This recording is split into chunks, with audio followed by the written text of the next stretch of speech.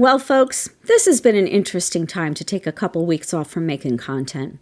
I feel like I've been watching a country of zombies, strangely detached from headlines about Orangina Pervilicious Felonia Schlumper McPhee's picks for a cabinet of essayers, nutjobs, idiots, felons, hoax news hosts, family members, son-in-law college roommates, son's ex-girlfriends, and billionaires, which inevitably means greedy, soulless, bloodthirsty schneedles. Everybody's walking around with a fixed gaze, trying not to appreciate just how catastrophic it would be to have such dangerous doofusheads running the country.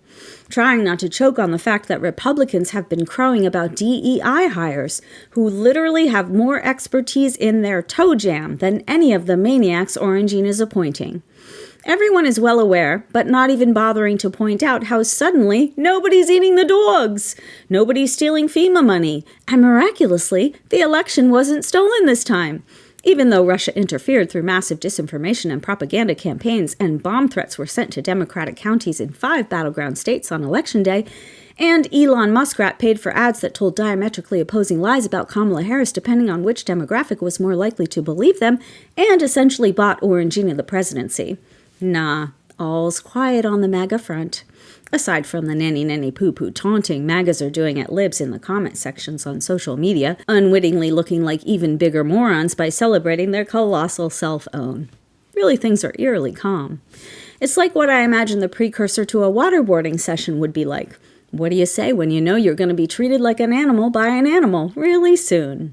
All you can do is breathe and brace yourself. Yeah. As if we didn't have enough reminders of MAGA mendacity, the J6 anniversary is coming up quick.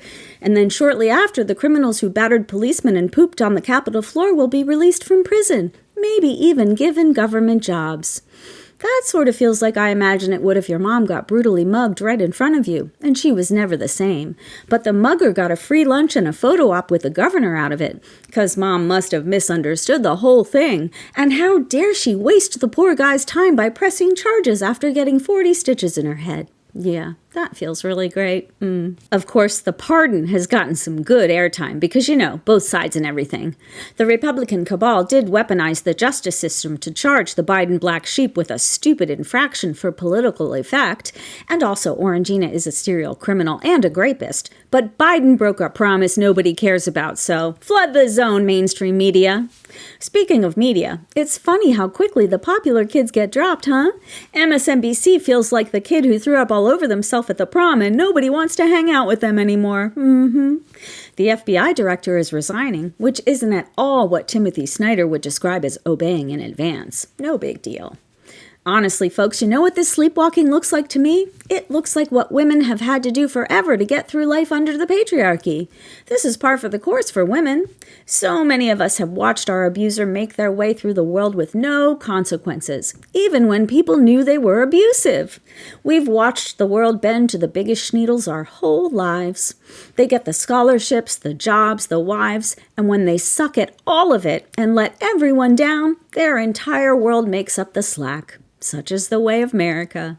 So for now, I guess a fixed gaze is all we can muster. It kind of matches the vacuum of humanity that America represents.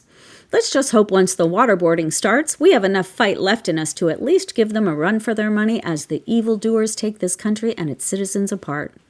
Had it been a landslide, maybe we'd have reason to be zombies for good. But it wasn't, so we don't. So when Doomsday January 20th arrives, let's all be in our bodies and our minds, ready to use them to fight fascism. Yeah. Well, Orangina Pervilicious Felonia Schlumper McPhee and MAGA, have the day you deserve.